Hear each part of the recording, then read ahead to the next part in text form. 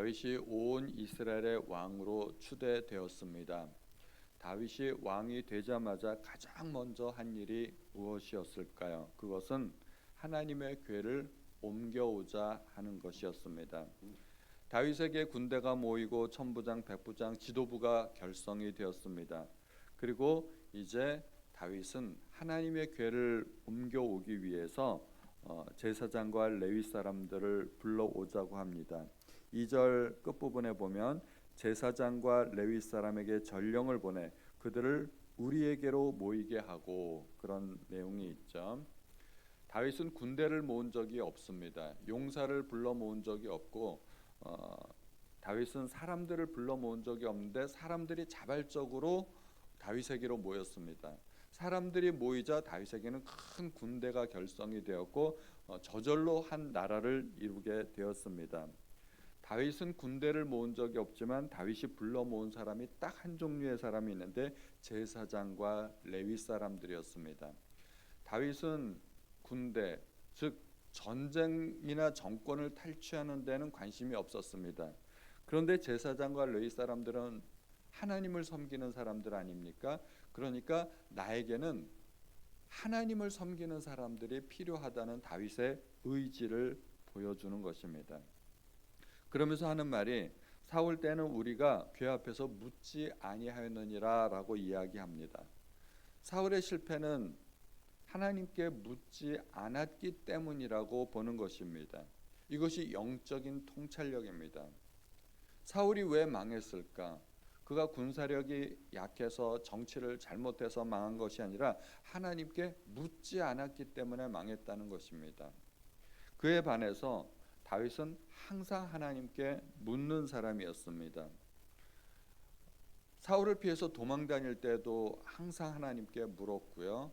그리고 시글락에 있었을 때 자기의 가족들이 붙잡혀 가서 그 가족을 되찾기 위해서 아말렉 사람들을 쫓아갈 때도 하나님께 물었습니다.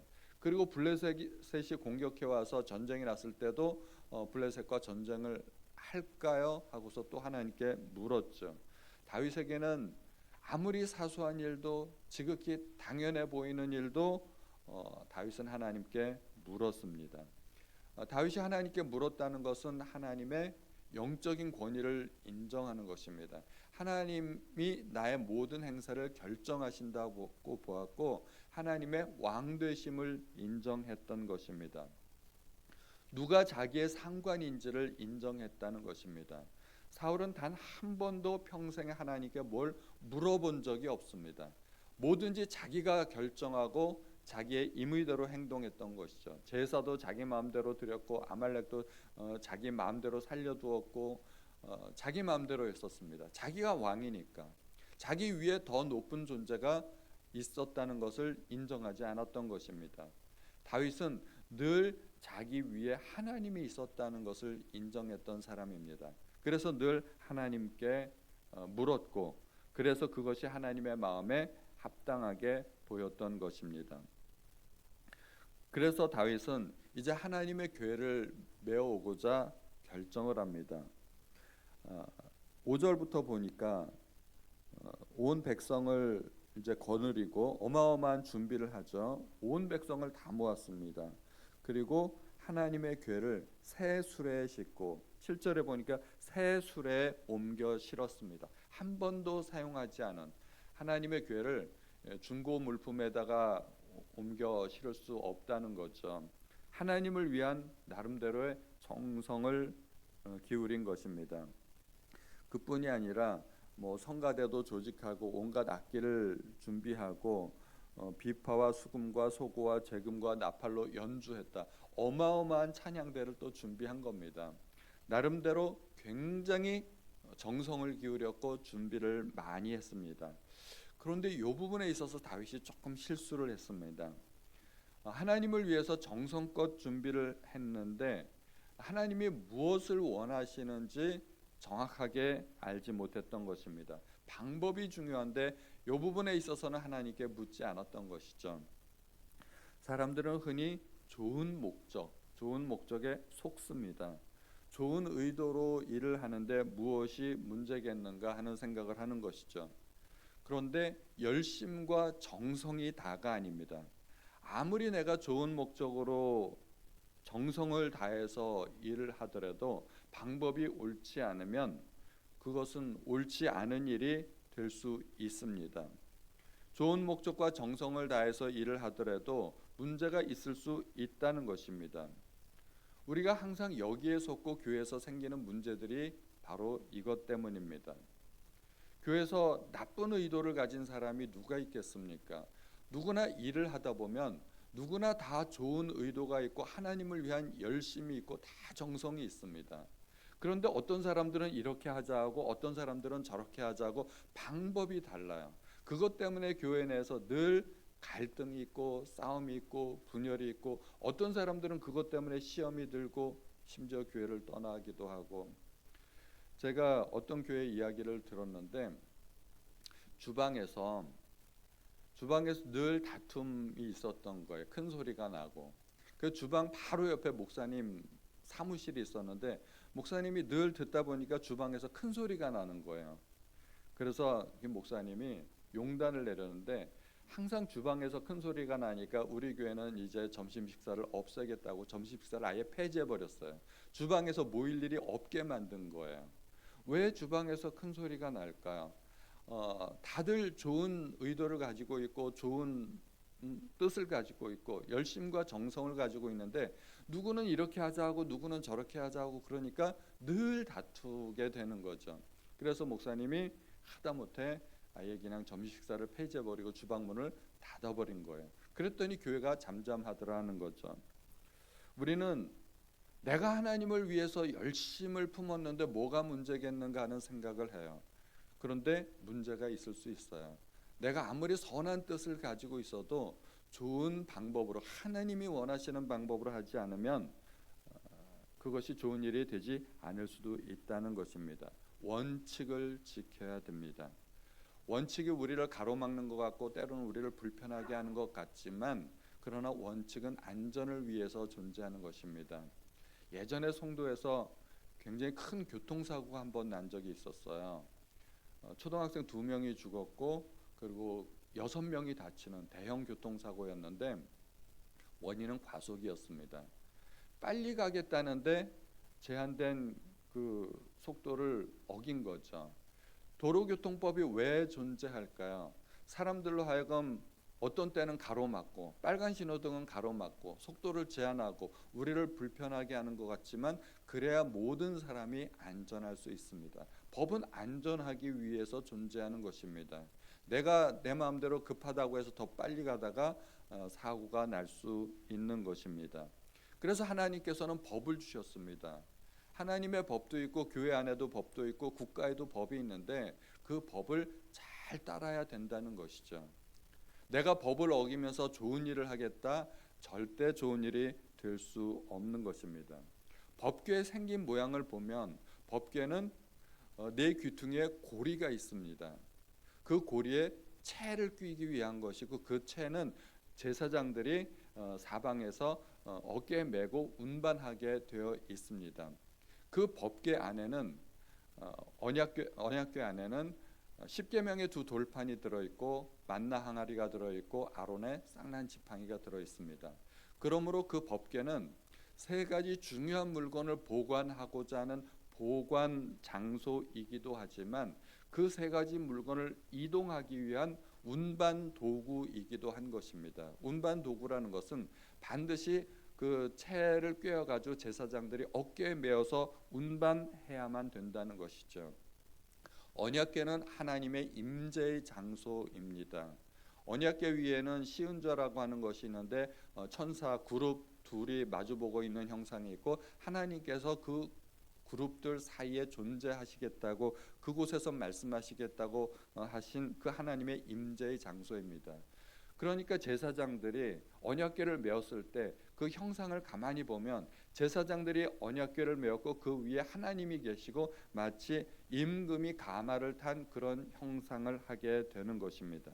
하나님은 그렇게 이스라엘 자손의 대표인 레위 사람들의 어깨에 올라타시는 그런 모습으로 이동하시겠다는 것인데 그거를 수레에 실었다는 것입니다. 수레에 실었다는 것은 그 언약궤를 짐짝으로 취급하는 것입니다. 그것이 새 것이냐 중고냐 이거는 문제가 아닙니다. 하나님을 짐짝 취급했다는 것입니다. 하나님이 기분이 별로 안 좋으실 수 있었겠죠.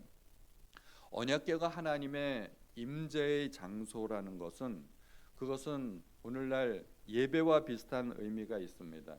우리가 예배를 드리면서 하나님께 영광 드리고 하나님을 찬양하고 하지 않습니까? 또 동시에 하나님의 말씀을 듣습니다.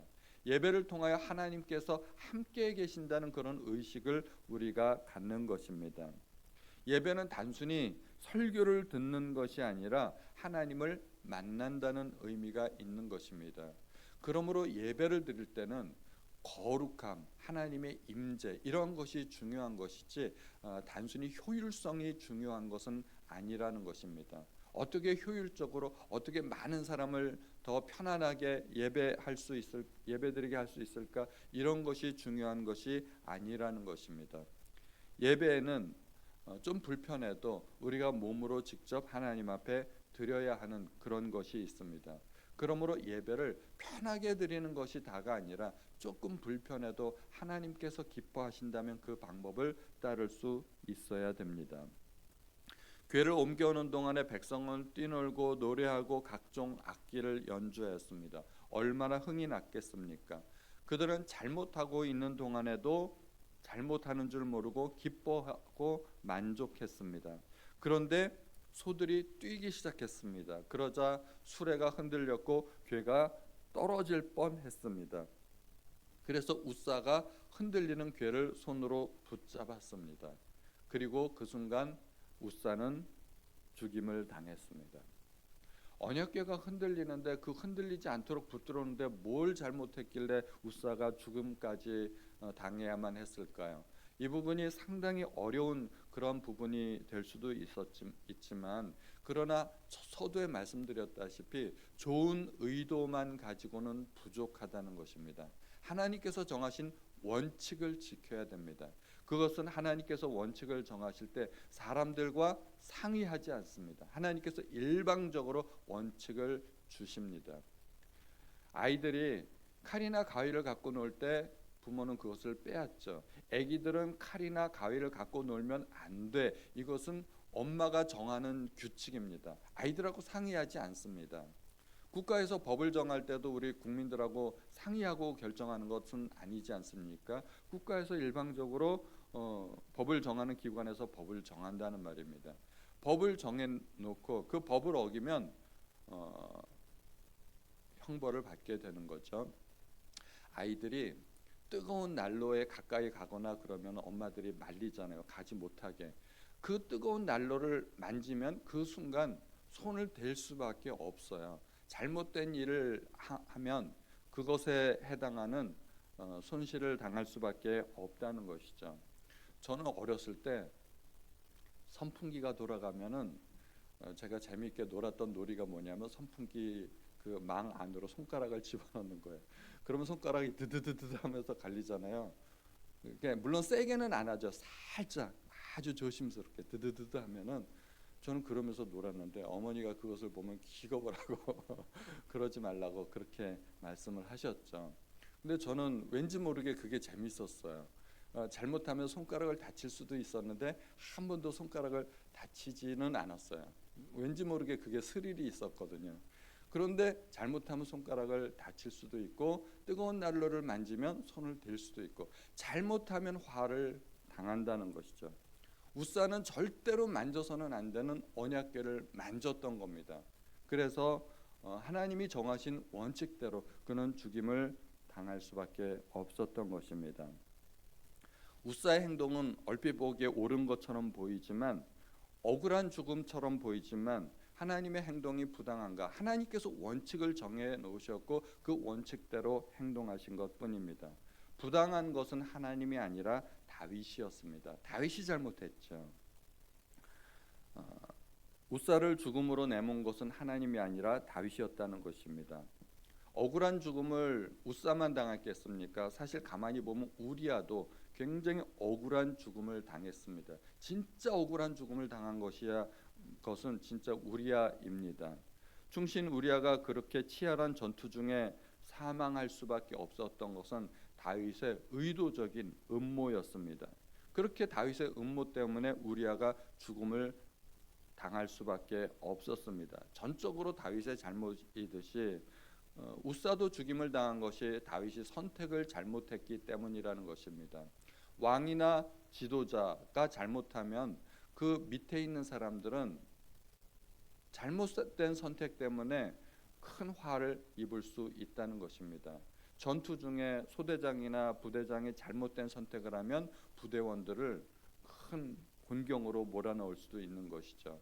그래서 지도자 된 사람들이 항상 조심해야 됩니다. 올바른 선택을 내릴 수 있도록 하나님께서 무엇을 원하시는가 이것을 끝까지 잘 선택해야 되는 것이죠. 하나님의 교회가 저주 덩어리일까요? 그렇지 않습니다.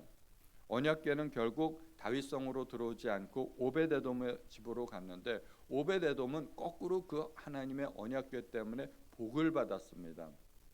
이 언약궤를 보면서 오베데돔이 얼마나 두려워하고 떨었겠습니까? 이거 잘못 만지다가는 큰일 난다 그러면서 이것 때문에 죽은 사람이 있다고 생각을 하면 얼마나 두려웠겠습니까? 그래서 조심조심 두렵고 떨림으로 그 궤에 접근하지도 못한 채 그 궤를 섬겼을 것입니다. 누구는 그 궤 때문에 복을 받았는데 누구는 그 궤 때문에 죽임을 당했습니다. 그러므로 그 궤 자체가 복도 아니고 저주도 아닙니다. 그 궤를 대하는 태도가 중요하다는 것입니다. 하나님은 복을 주시기도 하지만 심판하시기도 하시는 하나님이십니다. 하나님으로부터 무엇을 받느냐 하는 것은 하나님을 대하는 태도가 결정합니다. 모세는 이스라엘 백성이 가나안 땅에 들어가기 전에 신명기에서 이렇게 이야기하고 있습니다. 내가 오늘 하늘과 땅을 불러 너희에게 증거를 삼노라. 내가 생명과 사망과 복과 저주를 내 앞에 두었은즉 너와 내 자손이 살기 위하여 생명을 택하라 하는 것입니다. 우리 앞에 생명과 복만 있는 것이 아닙니다. 사망도 있고 저주도 있고 문제는 내가 무엇을 선택하느냐 하는 것이죠. 내가 잘못 선택하면 사망이 될 수 있고 저주가 될 수 있다는 것입니다. 중요한 것은 나의 선택입니다. 오늘도 생명과 복을 선택하시는 우리 모든 성도님들 되시기를 주님의 이름으로 축원드립니다. 하나님 아버지, 오늘도 저희에게 하나님의 말씀을 들려주시니 참으로 감사드립니다. 다윗도 우사도 좋은 의도가 있었지만 잘못된 선택을 함으로 말미암아 실패했습니다. 하나님, 저희가 무엇인가 중요한 선택을 할 때 늘 하나님 앞에 먼저 여쭈어보고 하나님은 무엇을 원하시는지, 하나님 제가 어떻게 해야 할까요? 하고 묻는 저희 모든 성도들 될 수 있도록 도와주옵소서. 하나님께서 저희에게 지혜를 주시기를 간절히 원하오며 모든 말씀을 우리 주 예수님의 이름으로 기도하였습니다. 아멘.